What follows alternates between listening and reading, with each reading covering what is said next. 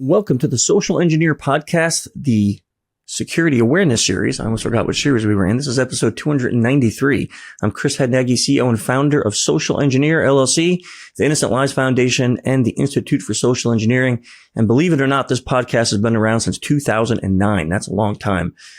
As always, these episodes are sponsored by Social Engineer, and we have just redone our website. So if you're listening to this episode, it should be up and live. Go check it out. We got a whole host of brand new services, some new things for 2025 that we're really excited about. And we're bringing Human Behavior Conference back in November.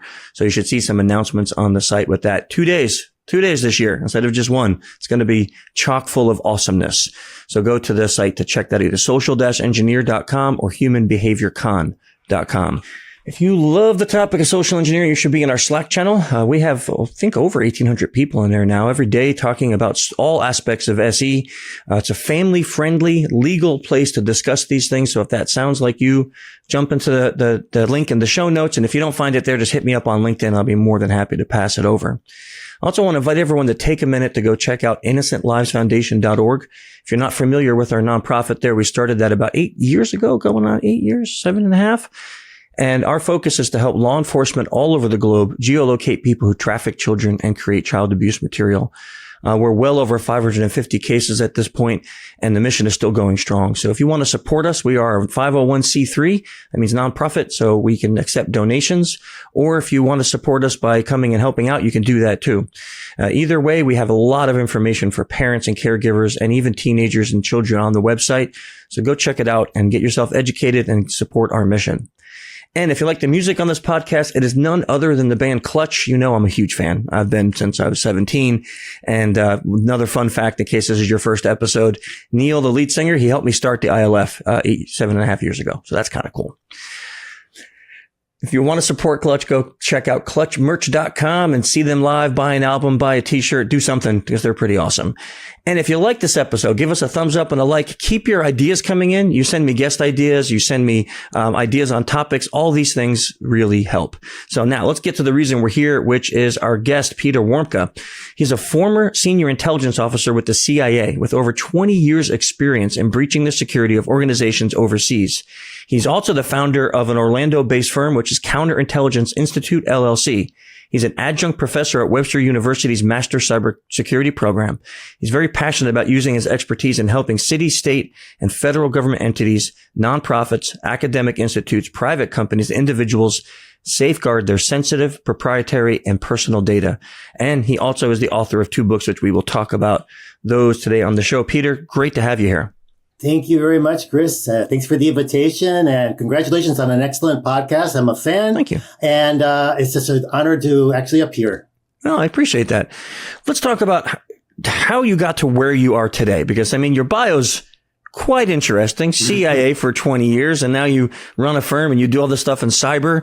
How did you go from, I don't know, just young Peter to now you're in the CIA and you're sitting here today?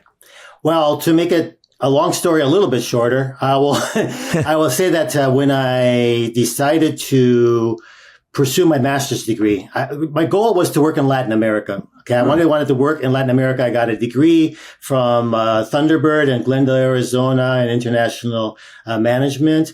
And it was in 1983 when, believe it or not, the campus maybe had 1,000 people, and maybe 300 of them were graduating every semester. And at that time, things were so bad that they gave you a pitcher, the pub gave you a pitcher of beer for every 11 rejection letters that you could show. And I mean, they were giving out a lot of pictures because it was really bad. This is 1983. That's terrible. Yeah. So when I graduated, I thought, well, I really want to probably get a job in the banking sector. And because that is going to be a good leap, be able to leap maybe into working for some clients of the bank, et cetera. So I ended up getting a position with a bank in Miami. It was a French and Italian owned bank that had an agency in Miami, and they had operations throughout all of Latin America. So I thought this would be a great, and they were promising, while they were saying that I could probably move overseas with them, after a year or two. That never happened. It was like the 4th year. And because I wasn't an Italian or French, Frenchman, it was like, limited opportunities. I got itchy elbows. And so I eventually started to interview with other banks. And I saw in I think it was the Wall Street Journal, an advertisement. We call them blind ads. It was an advertisement that said there was a foreign investment group, European investment group that was looking to expand their operations in Latin America. And they were looking for individuals who could serve as, work for them as a consultant. So looking for people that had backgrounds in business, economics, who had lived or traveled to overseas extensively. And of course, who have foreign language. So I thought, hey, this is interesting. This is what I want to go. So I sent in my resume.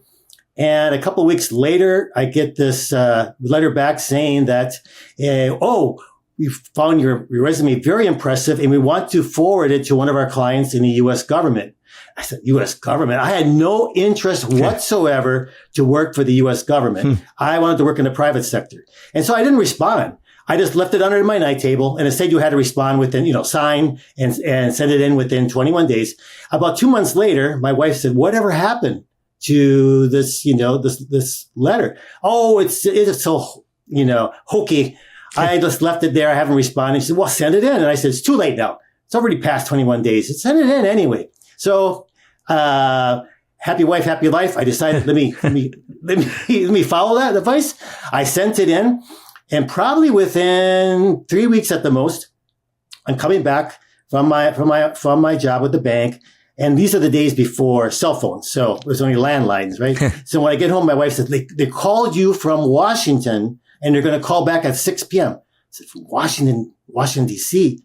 And who are they? And they said they wouldn't say, but they're going to call you back at 6. So I'm like, gosh, exactly 6 o'clock. The phone rings and I answer it. And the gentleman identified himself as, working for a representative of the CIA, and they were interested in, me. They were impressed by my background on paper, at least. And he wanted to say, hey, you got time for, to answer a few questions. So it was over an hour and a half, hour and 15-minute conversation, pretty one-sided because they were asking more of me than I was able to ask of them. They just confirmed, hey, well, we have opportunities overseas, but they wouldn't go into any of the details.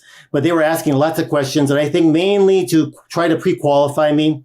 Not so much from my,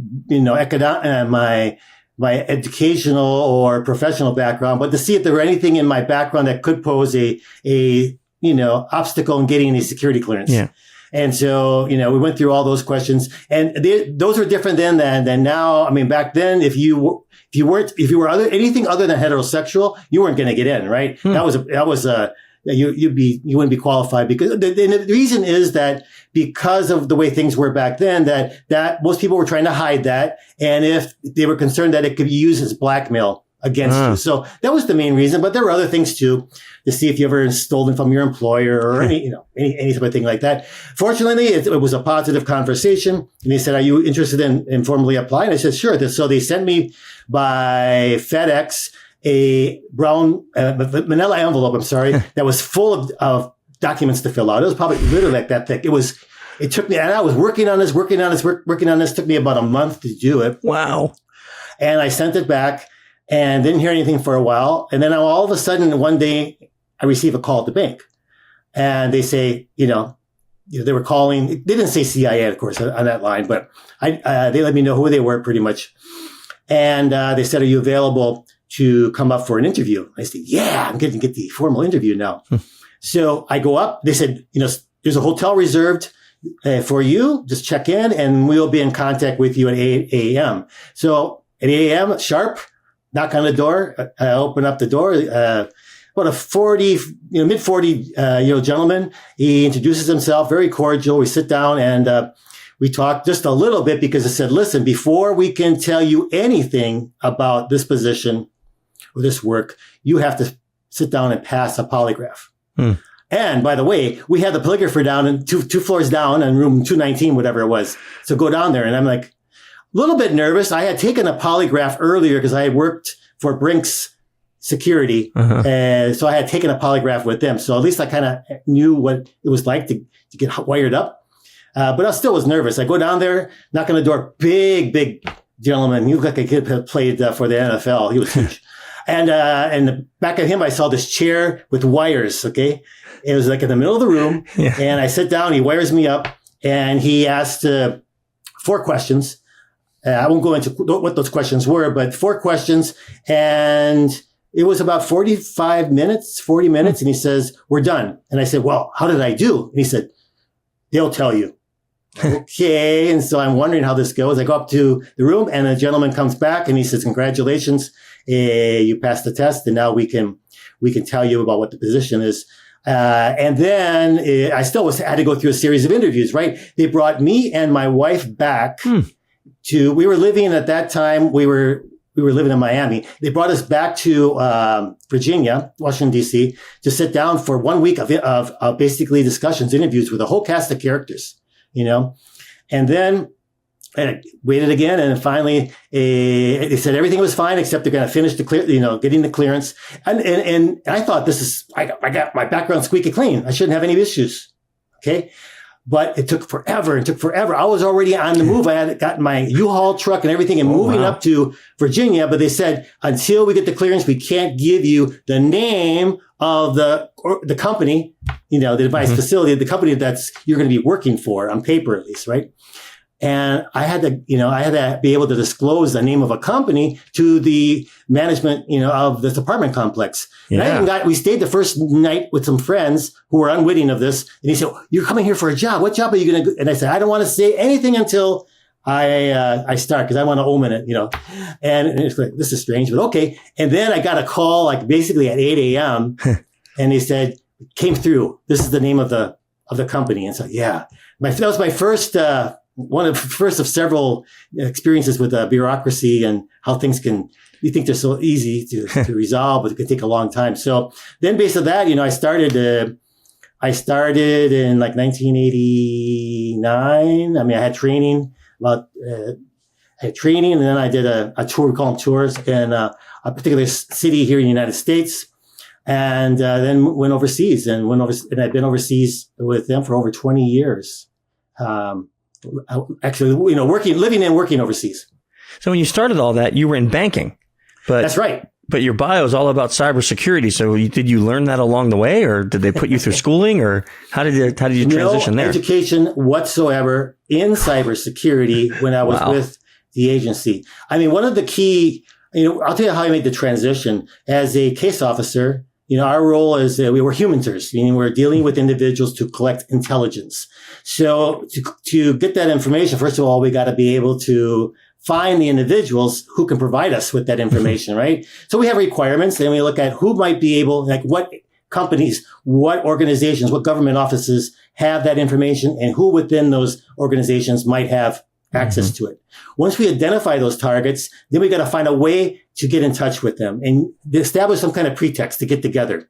Or maybe we bump them, we might bump them in a cocktail or there's a lot of different ways where we can orchestrate getting together for the first time to meet someone. And then we got to get a hook into them so that we can have ongoing conversations, more like we move it from maybe a professional level where the first meeting might be to more social. And we do that for a series of weeks. And during that time, we're assessing them. Two types of assessment. We're assessing, do they have the access to the information that we believe? Because if they don't have the access, then we're wasting our time. Once we confirm that they have the access, then we're assessing them. Are they suitable to be a source for us? What motivations and vulnerabilities they have. And so this is a process. And during that whole process, it's very important. We developed that relationship. I think you had a guest not too long ago was Jeremy that talked a little bit about Hurwitz. I think he talked a little bit about this.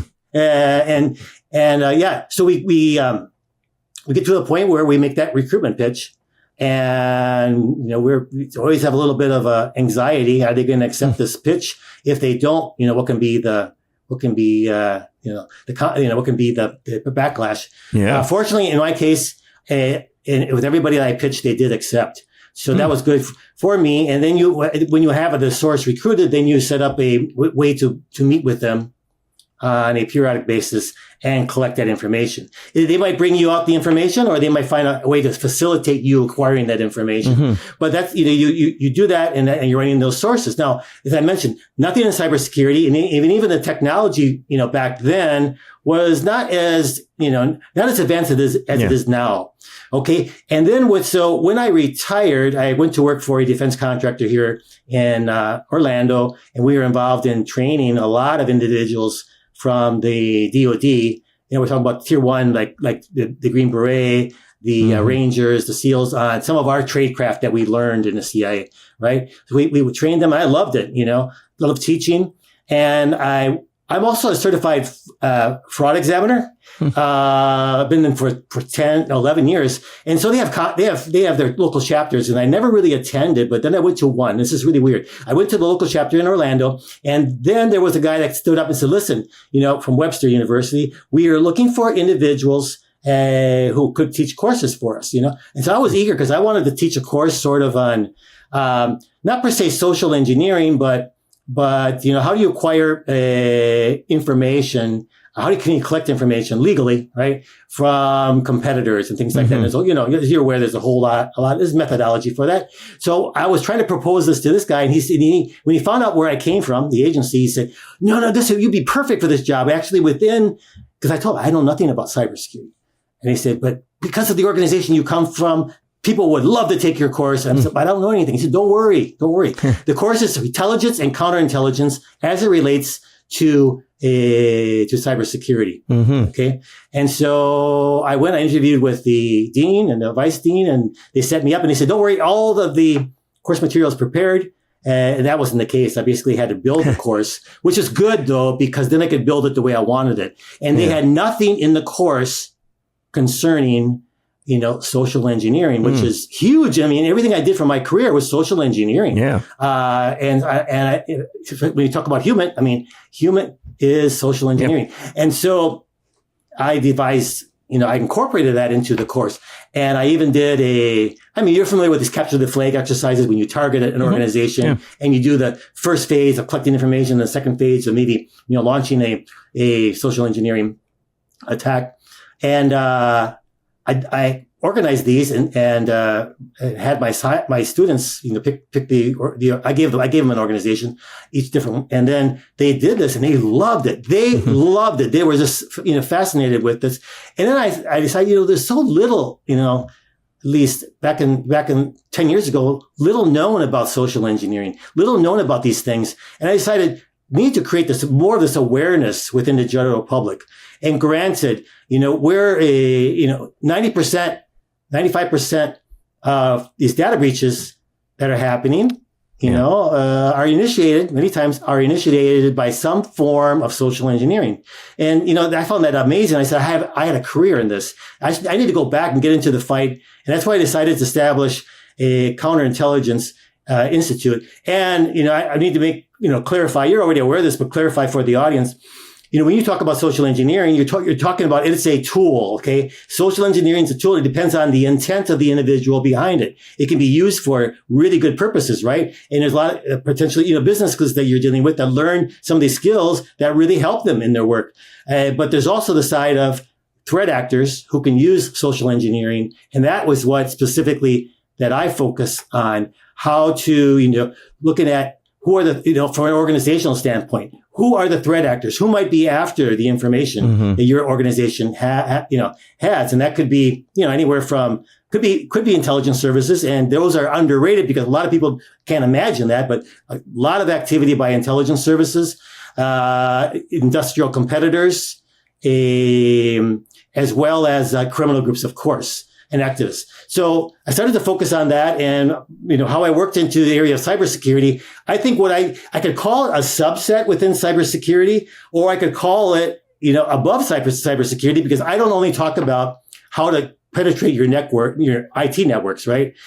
I talk about data, data protection, right? And you can get at the data without going through the networks. There's a lot of different ways you can go after that type of information without even trying to hack the system. So I try to encompass all of these through all the different types of social engineering techniques that can be used, to be able to conduct that penetration of the organization to get at that information. And as we all know, the centerpiece here when we talk about social engineering or human hacking is the human, in the chain. Weakest link. And, we use social engineering then to circumvent the technological controls, policies and procedures that are put in place of the organization.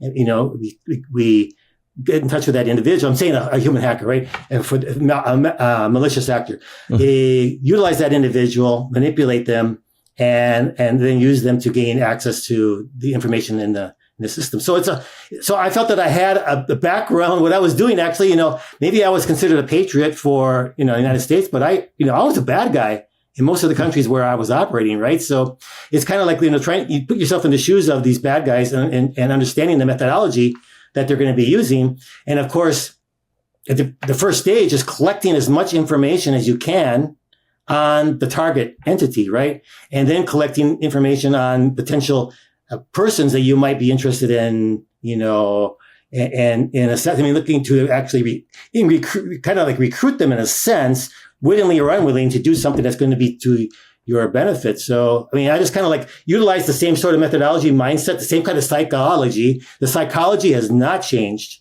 Only some of the channels, I say today there's basically, I think, 5 different channels of communication that we as human hackers, malicious human hackers, can use to accomplish this. There's the email, of course. There's the text messaging. There's like LinkedIn or other social media platforms where you can get in touch with individuals. Then, of course, there's that telephone, right? And then there's that face-to-face, contact. We still see that a lot. That's a big, the face-to-face interaction, is also very important in this type of work. So, so I say, how do we identify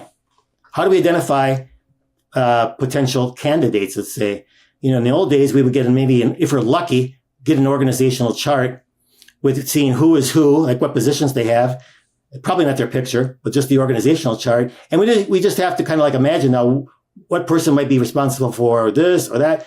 And now, we don't need that anymore. We can just use LinkedIn. It's the number one resource for targeting individuals, and people will pretty much it's like their resume on steroids, right? Yeah. Their academic background, their professional background, even what's their volunteer, work that they do. And that's a passion about what's important to them. And it's amazing tool that's utilized by intelligence services, criminal groups, et cetera, to identify those people. And then, when we never have to expose ourselves as an individual. Before we would have to go out and meet the individual. They would see us, maybe even if we used a fictitious name, they would still see us. It made us a little bit more vulnerable. But now with these types of, for being able to do things virtually, you can use the social media platforms to collect a lot of information on individuals, and then decide how best you might want to, approach them. What channel of communication, right? And so you never necessarily have to meet that individual at all in person. And if your first attempt fails, you approach them from a different angle. They don't connect the two. So it's a lot. I think it's changed the game considerably. I think it's made it a lot easier for various threat actors now to use human hacking to target individuals with the ultimate goal of reaching the security of their organizations. So if you were giving advice to CISOs, which is kind of the people that listen to this show, I'm sure other people do, what would be like 1 or 2 things that would be on top of the list for them to start thinking about from what you're seeing in the threat actor world? Mm-hmm. Well, I think that we're hearing a lot about AI these days, right? And I've been speaking about this over 2.5 years, and how AI is it's amazing. It's really amazing. I see a lot of benefits from AI, but I also see how it can really be used to our detriment. And so I think there's so much of this out there now. It's talking about all the benefits, right? All the benefits here, but no one's really talking about the downside of how, using generative AI, how these scammers, these other threat actors are using AI and deep fakes to what they're doing in regard to social engineering. It's a lot of this is based on trust, and your trust, you're try to increase the trust of that individual has in you, right? Mm-hmm. And it's, you're building that relationship with them and these things. But with AI now, you're looking at how these deep fakes increase the trust in the type of approaches to individuals.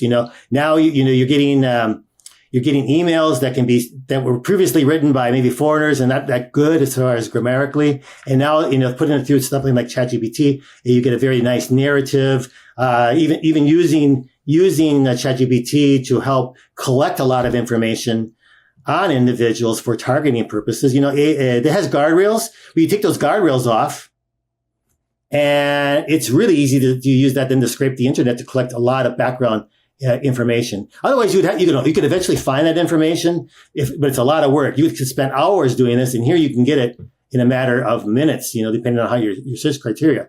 And he's, I don't know, I've heard the other day that there's interest that maybe we need to take some of these guardrails off of some of these companies in the United States to allow them to, more effectively compete with China. And that concerns me too, because these guardrails are important. But if you go to the dark web, this is where you find the equivalent of ChatGPT, like I think it's called FraudGPT, and other types of AI services that, are operating in an environment where there's no law, there's no ethics. So I think it really requires the CISOs and other people responsible for security to understand the nature of these threats and how these, how employees of their organization can be directly targeted to compromise. And I think, there's a lot of different things. When people write articles, they talk about all the different things that companies need to do.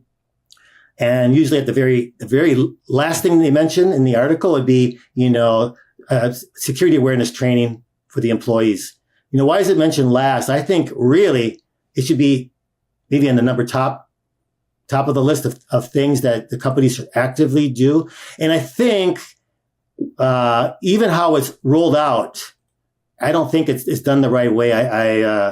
It's part of compliance training, right? And so it's like one of these once a year, you're watching this video typically. And I call them these cheesy videos, and you're multitasking, you're listening to this, but you're doing other things. And, you got to answer questions. If you don't get 70%, well, you can take you take it again, eventually you're going to pass it, and you get a certificate, it goes up to your manager. The manager sends it up to, his manager, and we're all in compliance for another year. Well, what did the employees really learn? I mean, how is it going to do anything to change their behaviors? Probably not so much, because they're just doing it to comply, to keep their job. They don't necessarily see a value in this type of training, this awareness training for them. I think it should be rolled out more. I mean, it can still be part of the compliance, but I think the approach of how it's rolled out, maybe by HR, should be, this is a benefit to you employees, because it's going to help you to also take the precautions, understand these type of threats, to help protect you and your family from from having your identity stolen or all these other things that could devastate you financially. And that once they learn, once they take interest in this, it will automatically carry over to their level of sensitivity, regarding how to protect the information of the entity. So I think we need to sort of make awareness training, put it up a little bit higher, and maybe, how it's basically rolled out, should, work better to get the interest of the individuals to eventually change their behavior, whether it's their online behavior, when they're at home, or whether, it's their behavior within the organization. So, let me ask you a few questions that we always kind of go through. Cause I think I'm with you on the AI thing. It's wonderful. We use it all the time here, but it's also really, really scary. Mm-hmm. So I think they do need to get some, training and advice for that. So in your bio, we talked about your books. So what are the names of your two books, so I can put them in the show notes and links to them? Thank you very much. The first one, and actually this one I wrote during COVID, because I started my business literally like 1 month before COVID hit. And the nature, this type of, when you set up a business and you do what we do, you got to go out there, you got to meet with people, and if you're going to be giving presentations or anything, all of a sudden, no one is doing anything in person anymore. And so it was like, okay, I got a little bit of time on my hands. I wrote the first book, Confessions of a CIA Spy, The Art of Human Hacking. It is a nonfiction. I mean, this is not, because so many people write fiction books, right? We talk about espionage, but this is a nonfiction. And we go through the methodology, basically, that I utilize as a case officer for the CIA, in human hacking, and then being able to written for organizations and their employees. These are the things we need to be thinking about across the border, across the whole range of types of techniques, right, that can be used. So that was the first book. And then more recently, last year, the book I was thinking I'm focusing on companies and their employees, but I wanted to also help what I considered to be the most vulnerable demographic of our public, the seniors, right? Because think about seniors. I mean, why are seniors targets? Why would somebody go after somebody that's maybe 60 or 65 or 55 more so than somebody that's 20? If we're talking about, if this motivation is financially, we want to steal money from them, seniors are the ones that typically are going to have more money than a 20 or 30-year-old. So the seniors become a very vulnerable segment of the population for that, as well as maybe being a little bit, isolated and be much more trusting maybe than your typical younger person, regarding people that approach them. And they're a little bit lonely sometimes, and they desire to talk to people. So a number of reasons. So this book was written specifically for seniors and is called Why Are You Messing With Me? A senior survival guide on fraud, piracy, and security. Actually, here, even image of the cover. There it is. Yeah. Okay. I got both of those in the show notes. I also have some of your website, and is LinkedIn the best way? For now. Okay. The reason I say this is because do you know what it feels like when all of a sudden you use a platform and it's shut down on you? Think about this, and probably a lot of your listeners should think about this as well. If they're using their, something other than their own website for promoting their company, promoting their services, you don't own that platform. And if for some reason they decide to cut you off, I mean, all of a sudden it's like, wow. And I had that, I had that experience with them, unfortunately, but fortunately, it only lasted for a couple of days. But I had so much collateral on LinkedIn that I got concerned. So I tried to build up other, more of my website and other things. But LinkedIn is probably by far the best site where the information is out there. And I'm constantly, updating things every day and making posts on LinkedIn. Okay, so I'll put those in the show notes also. So if anybody wants to follow Peter or get a hold of him or check out the website, still all those links will be there in addition to the links to his books. Thank you for coming on the show today and giving us your experiences. I mean, it's kind of interesting that you weren't even looking at that direction, and there you ended up, and now you went from banker to spy to cybersecurity professional. Right? So, it's weird. Yeah. Never would imagine. To be honest with it. It's been a good journey, and I'm very happy. And I think I'm even going to make that part of the title.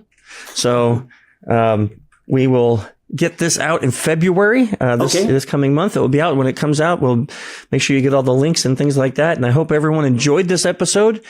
Stay tuned. Next month, we're going to be back with another professional helping us with cybersecurity tips and helping us learn how we can maintain safety in this really, really crazy world. Until then, try to stay safe. See you.